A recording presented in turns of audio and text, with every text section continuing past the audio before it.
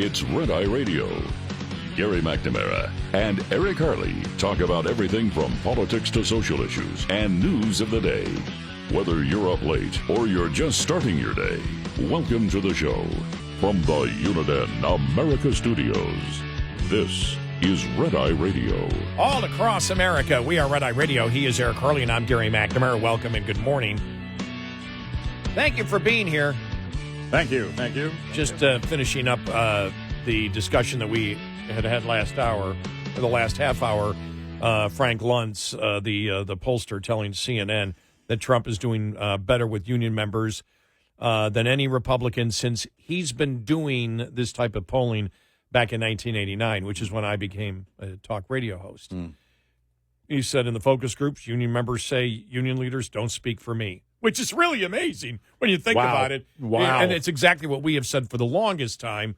You know, for decades we have talked about, we've talked about this. And look, when you see where the Democrats have gone, and the union leadership is clearly on the left, they bought into the whole climate change crap. They bought into everything. Well, you buy into that, what you're telling your union members, now they see it. They see what's happening because it's happening. Layoffs are happening. Yep. And it's like, it's not hard to figure out that if your company can't make a profit, the company and the union is gone. If your company can make a profit, yeah, there's still challenges in having a union in this day and age. And there's no guarantee that your union will succeed.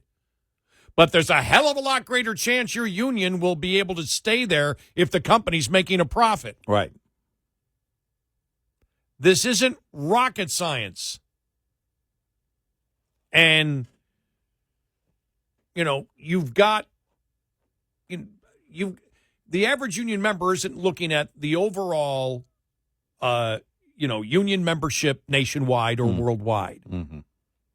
Like all of us are worried about their job right now. And they hope to last the next year and the year after that, the year after that, the year after that, because they build up seniority, and that gives you, at many times a sense of security. But the fact is, now, when they start seeing what's going on and they see what the federal government is doing, and even think about this, if you're a union member, and you and I talked about this at the time, when the union leadership started saying, we need some of the taxpayer subsidies too. How come only the companies are getting it? If I'm a union member, I'm like, we're screwed. We're doomed. Yeah. Now our union leadership isn't talking about the profits of the company, which is why unions were created, to share the profits of the company more fairly, correct? That's why, whether it was George Meany, one of the huge leaders early on in the real advancement of unions in this country, especially in the 50s, completely against government unions. FDR, who was viewed as very pro-union, absolutely against unions in the government. Why? Very simple. Governments don't make profits. Right. And so you have the situation going on here where they're like, my God, the union leadership is now begging. The government needs to give us subsidies. Oh, yeah, your union, private sector union's going to succeed on that. They're not idiots. No. And they understand that if the company doesn't make a good profit, there's less of a chance that our union exists. And if the company can't make any profit, and that's what they're looking 10 years out, when you've got the government coming in saying 10 years out, everything's going to be in electric vehicles, they're like, no, it's not. No. You're destroying the company. You're increasing the cost of doing business because you're having to sell your gasoline and diesel vehicles a hell of a lot higher, which means fewer people eventually will be buying those. Well, And it's not hard to figure out that business model is not going to succeed. And then you take everything else with climate change. And we talked about the Keystone XL pipeline. But everything that the Democrats are talking about, that the union leadership agrees with the climate change, craziness, they look at it and go, damn it, they want to do everything they can to get rid of as much manufacturing in the United States as possible. Well, I mean, if you look at what's going on with the EV mandates and everything else, it really is the equivalent of a fast food giant like McDonald's saying we're going completely vegan because that's where the demand is.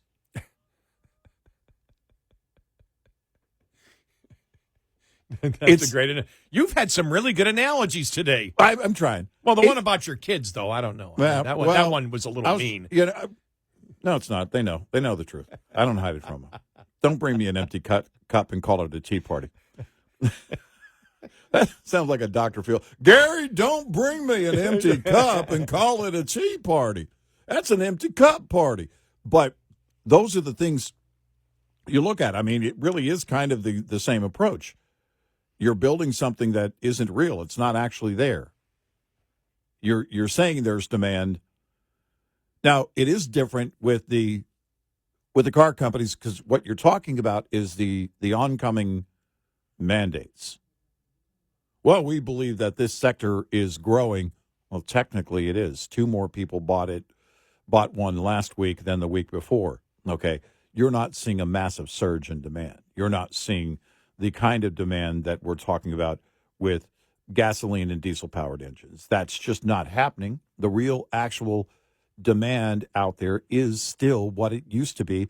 In fact, the problem has been that the cost of those internal combustion engines has gone up because they have to make a profit somewhere as they're eating all of those costs and the losses on EVs. And it really is just like having McDonald's say, well, the growing demand is certainly veganism, and we're going completely vegan.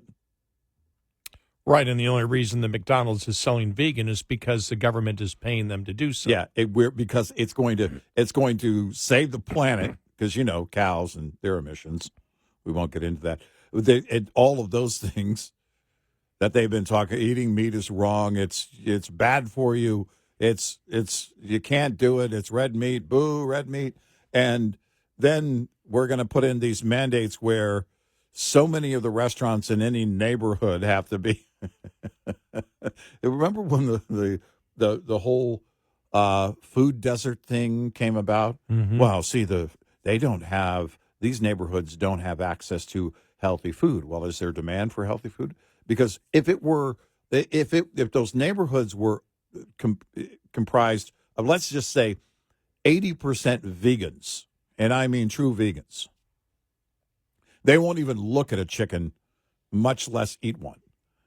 Then you would see that demand, and that demand would be fulfilled by the private sector. And the left remember they created some of the laws in California. Well, we can't have any more than this amount of new businesses in this area that are this or that, and you're not going to force that demand. The demand is what the demand is.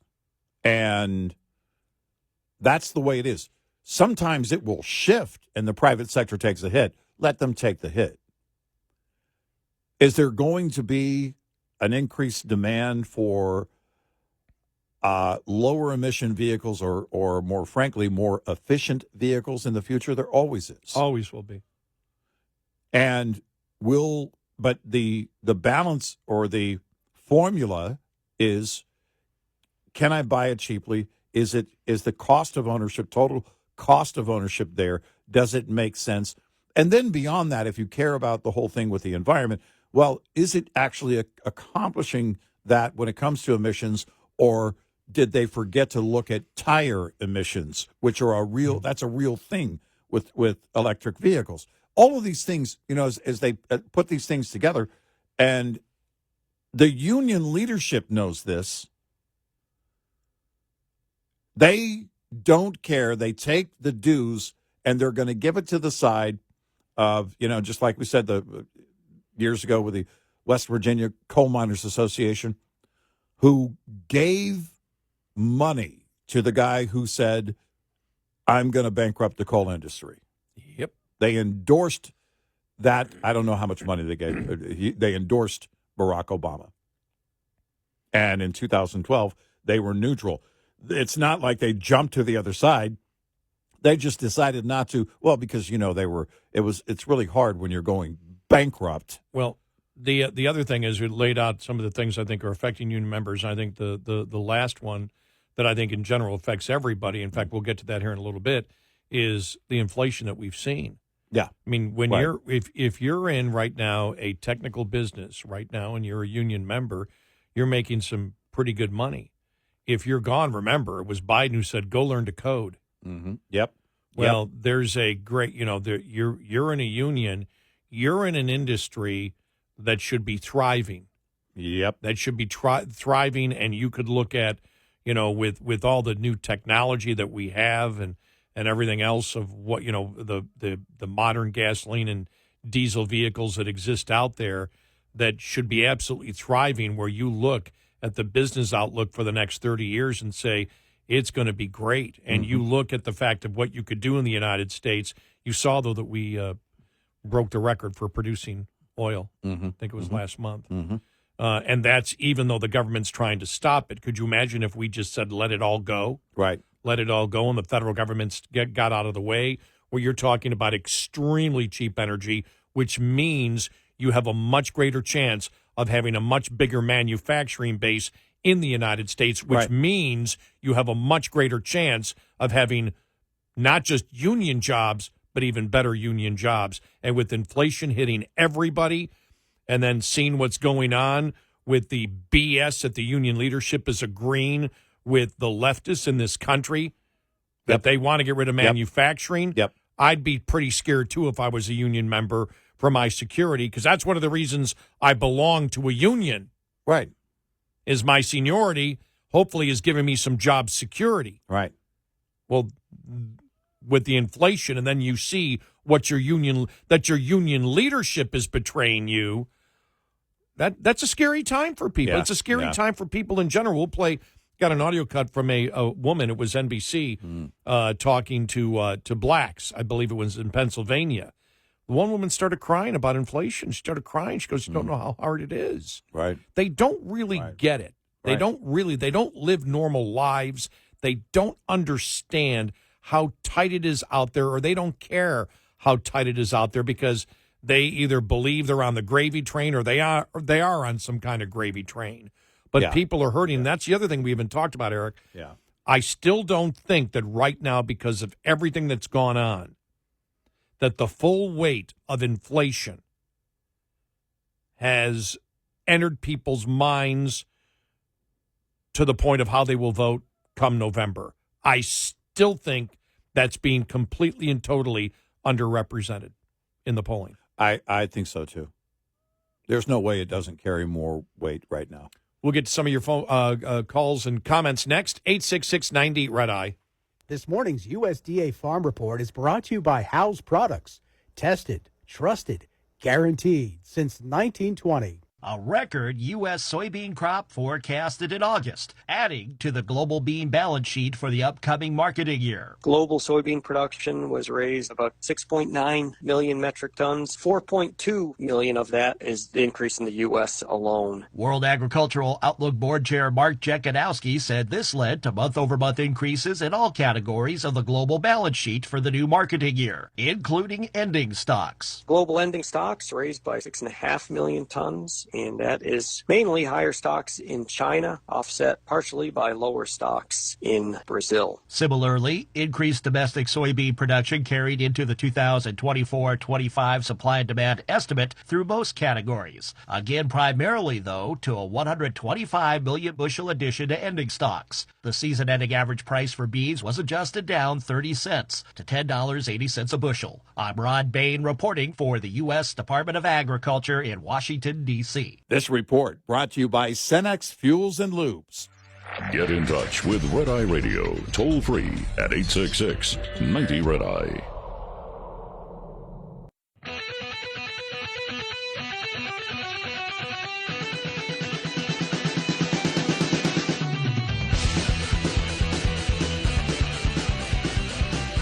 It's Red Eye Radio. I'm Gary McNamara along with Eric Harley. Let's go to Rick in Missouri. Rick, welcome. You're on Red Eye Radio. Hi, Rick. How you doing tonight? Good. Or should I say this morning? I just want to say something. I look at my family and that my father is a retired heavy equipment operator, the union. They're all going Republican for the first time that I can tell you in a long time. I've been since August of 2000, actually September of 2002. I've been with GM. I just moved back to St. Louis to work here. And I can tell you 80% of the people I know are voting. They're tired of them forgetting who we are, the people who make them who they are, what they are, and built this country. They forgot about us. They have no clue what the people do, how hard we work. And that, I mean, it's while I was waiting, I just filled up my gas tank, $102 to fill my truck up. That's ridiculous. Wow. I mean, just things are just out of control. And my oldest son, and that was working on the pipeline after he went through all that training and then all of a sudden, within a matter of a month and a half, it was done. He's over with by the time he got there. They don't care about us. I'm trying to figure out, and I haven't been back to St. Louis for a long time until I moved back here. I see nothing but these apartment buildings, these apartments going up all over the place, and the rent's going from like $1,600 to $2,800 for an apartment, 2 bedrooms. How are they expecting people if we can't work and they're taking our jobs away? Who's going to pay for all this stuff? Is the government going to come and do what they're doing with all the people coming into our country illegally? Just give us checks, give us everything? We want to work. We're Americans. We're proud of that flag that we fly, and we're proud of this country. And I'm thankful for the veterans that we have that have fought for us. But, it's a shame to see this country just going to waste, and they sit back. And I've never seen a communist party before in my country, but I do now I see them running as Democrats. And Waltz is the biggest phony there ever was.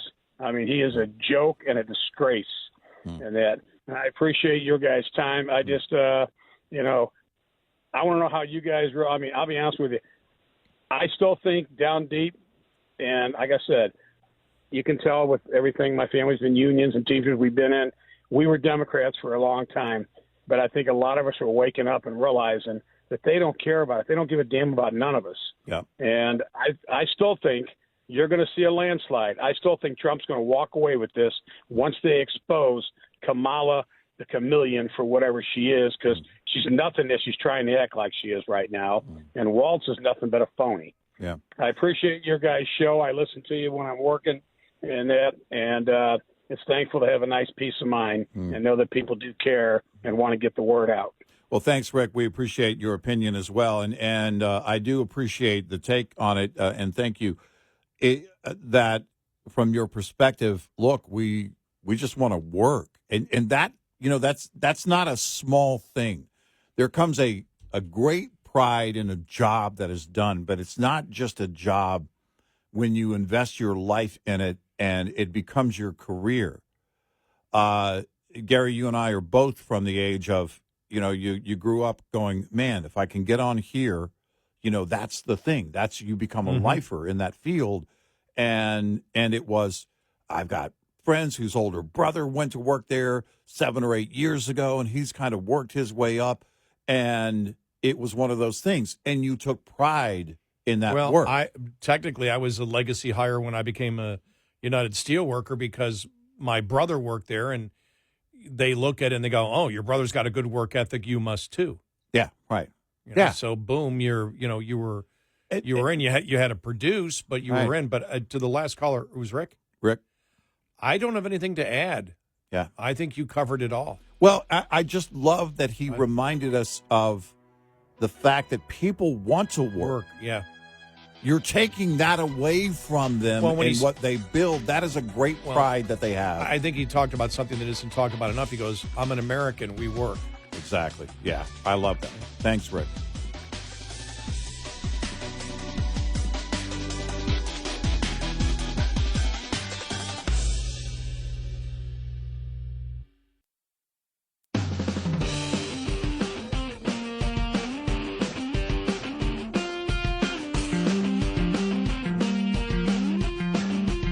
Bringing on the chaos. Gary McNamara and Eric Harley. Red Eye Radio. It's Red Eye Radio. He's Eric Harley, and I'm Gary McNamara. Quickly, our audio cut of the day. Yeah. All right, Yeah, Stephen Colbert with CNN's Caitlin Collins. Mm-hmm. All right. All right. Now here we go, and we already covered the first part of it. We covered both parts of it, but the first part where she talks about identity politics and Trump. That's not what she said is not true. You know, she said, Right. well, Trump doesn't know what to do because it's a younger woman of color. Mm-hmm. It's like, stop it. Yeah. You're the one that's obsessed with identity politics. The Republicans aren't. Right. And but it's the part afterwards where Colbert got laughed at, mocked at by his audience. Here we go. Trump has kind of been thrown on his heels by this, and he's not really sure how to go after Vice President Harris. He knew his attack lines on President Biden.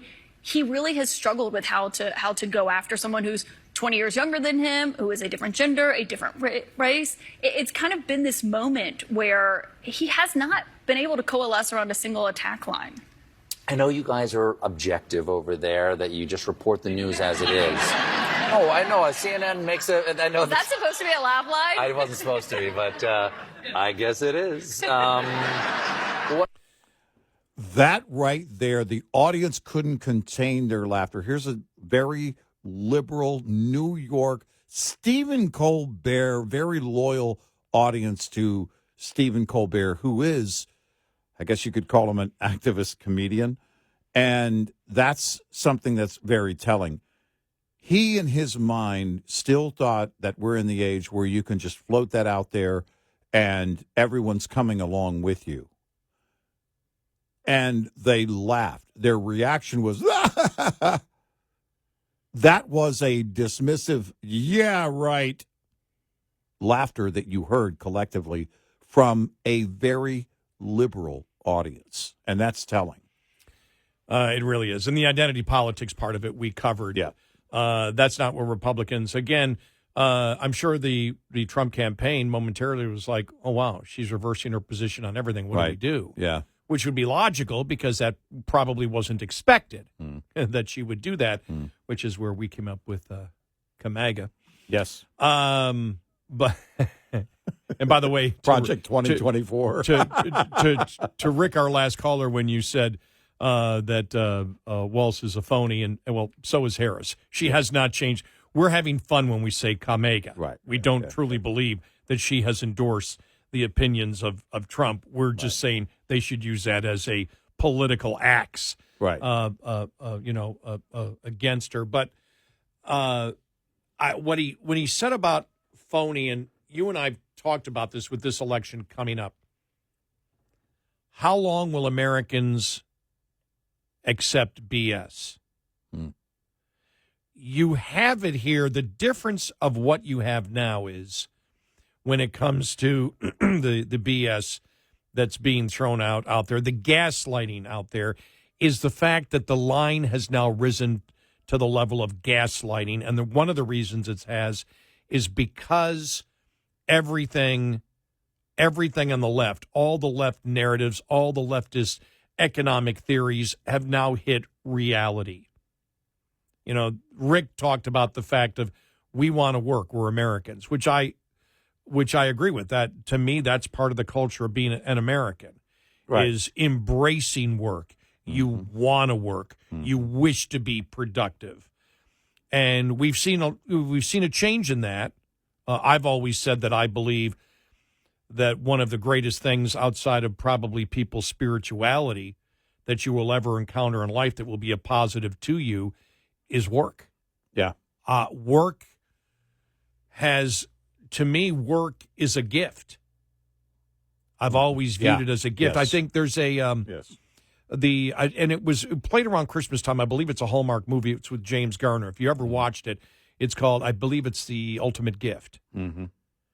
But James Garner in there, and it's about a guy, a billionaire who dies, and his whole family he doesn't want to leave anybody anything, and his grandson, he has hopes that his grandson can take over his fortune. I saw it come up on my queue on one of the streamers. I don't know if it was YouTube or Netflix, or I think it was YouTube or Netflix. It was one of those two. I think it's YouTube. Yeah. Yeah, I saw it on YouTube. Yeah. I saw that on YouTube. And it's actually a really good movie. Yeah. And the thing is, they talk about, they put him to work. And James Garner in there, the late James Garner, talks about the gift of work. Yeah. And that hit me. But I always thought that how work has changed my life, the positives that it brings to you. And I love doing this job. I now realize after my retirement age, after my normal retirement age, that this is what I was meant to do. Yeah. There were a lot of things I thought I wanted to do, and they came to an end, and I was forced to do this job. I did not ever want to be a radio talk show host. I was scared to death to give my opinion on anything. I know that probably sounds strange to people. No way. I tell that to people and they say, no way, come on. There's no way. Don't lie to me. I go, I'm not lying. I didn't ever want to do this job. And repetition. Number one, it paid more. And I always in my life, even if I didn't like a job, I always tended to sort of be attracted to the job that paid more. Yeah. And I can't imagine myself being because I was really interested in being a stand-up comic that I dabbled in for a while, and also music radio. I can't imagine me doing music radio. I just can't. Here's the latest from the Stones. Yeah. Or it's like, or be one of the older guys in contemporary hit radio. What's Lady Gaga up to today? Yeah. Oh, I'm sorry. Taylor Swift. Lady Gaga is so 2014. Hey, good morning, all you Swifties. And so, but the only reason that I learned to love this is repetition and going through all the crap to get to this point where finally, as David Lee Roth, and we've talked about this before, the 30,000 hours, once you get past that, it becomes basically a part of who you are. I was always under the impression that a job is what you do and not who you are. Right. I've sort of evolved on that. Right. This particular job is who I am. Well, it's really, actually at the beginning, because of that, it is what makes many people a little bit skittish about doing it at first, because you have to, I think if you're doing it genuinely, you have to put out there who you are. Right. So who you are, and we get it. We still get it every once in a while. I don't get it as much, but still get it every once in a while. Well, so do you actually believe what you say on the radio? Do you actually, is that what you hear? Honestly, you and I are having the conversation all the way out to our cars afterward, during the breaks and everything else.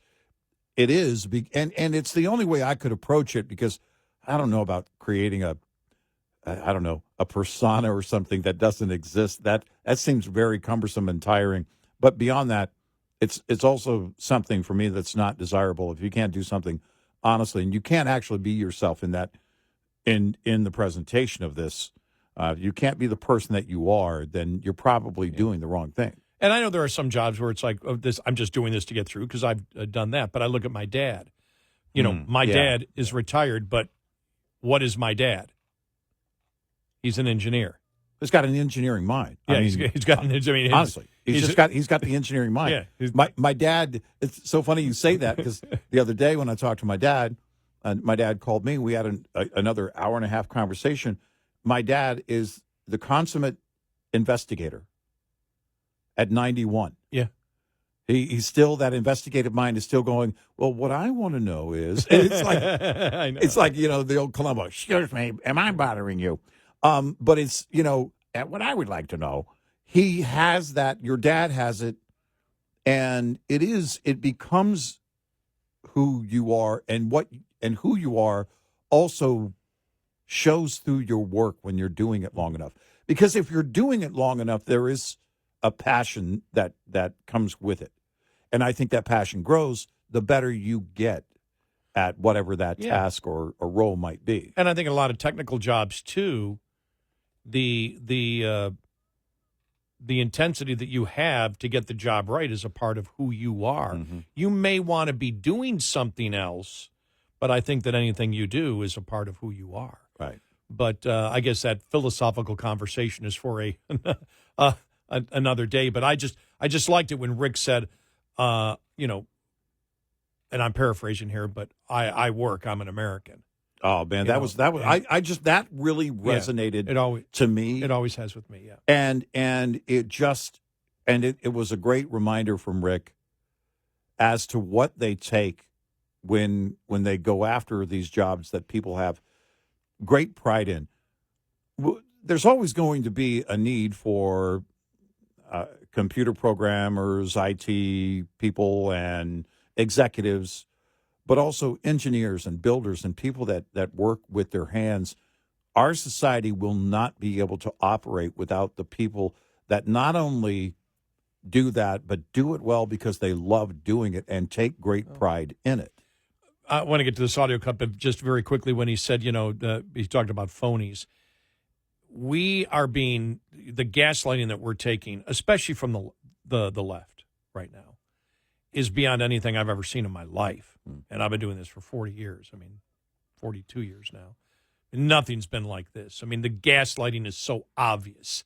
It's so obvious, for example. That's why we came up with the whole, Kamega thing, instead of Kamala, Kamega. Mm-hmm. Because it's obvious. Everybody knows. Everybody knows she's lying. Everybody knows she hasn't been converted to the issues that are supported by MAGA. But that's what she's trying to convince the nation of. Everybody knows it, and everybody's in on it. And I think Rick was perfect when he goes, Waltz is a phony. Yeah, yeah, right. Obviously he is. The whole Democratic Party right now is a phony. The media's phony. The mainstream media, they're phony. And so you just wonder when he said, I think it's going to be a landslide, he brings up a great point. Will the American public look at this and go, God, it's all BS? Everything is BS. Right. And not that Trump is perfect by any means, or the Republican Party. No human endeavor is. Well, you're saying they're perfect. No, it's a human endeavor. Nothing's perfect in a human endeavor. Right. But you look at, all right, where do we want to be going? And as I've said right now, this is the first election where I am not voting my day-to-day issues. It's on the bigger issues of the Constitution, lawfare, the power of government, weaponization of government to destroy people's lives, to go after people that they dislike, to censor the media. This stuff is unprecedented for us in American history. Yeah. None of us have lived through anything like this, and it's extremely disturbing. I do want to play this, though, because I think also we had talked about inflation earlier, and we'll have more on the inflation numbers later today. Yes, tomorrow, later today. when we come in. But this is, J.D. Vance actually posted this saying, you're not weird for believing that inflation is making it harder for you to afford groceries. Listen to this woman. This is from NBC. Black voters in Philadelphia discuss key issues ahead of the election, including inflation. How hard has inflation hit you? It hit me hard. It's hitting me hard. Who do you blame for it? I blame the federal government at this point. If a working class mom who works as a paralegal cannot buy a $2 bell pepper because it's now $5, imagine a mother living on food stamps. Imagine a mother who's making minimum wage trying to feed children. They're killing us without killing us. If you understand that. They're killing us without telling us they're killing us. They're hurting people in ways that they can't help themselves. It's either feed my child or how about feed my children and I don't. Yeah. You can, she started crying. You can feel the terror. Yeah. You can feel how scared she is. There's nothing more frightening than the thought of not being able to provide, to put food on the table for your kids. 866-90 Red Eye. We'll be right back with more Red Eye Radio with Eric Harley and Gary McNamara.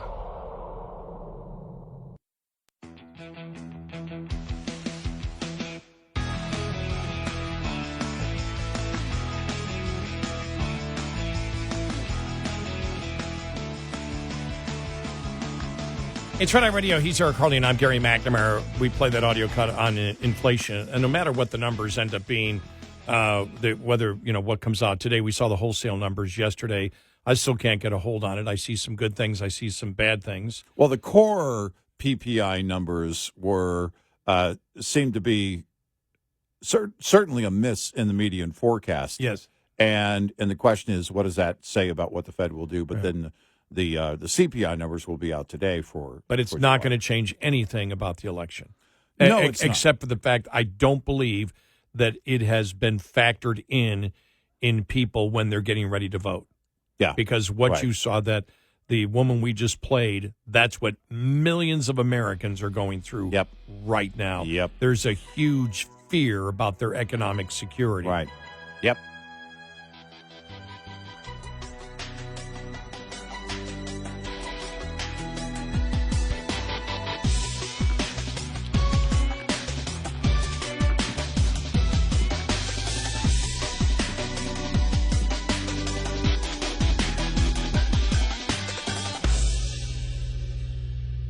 This is Red Eye Radio on Westwood One.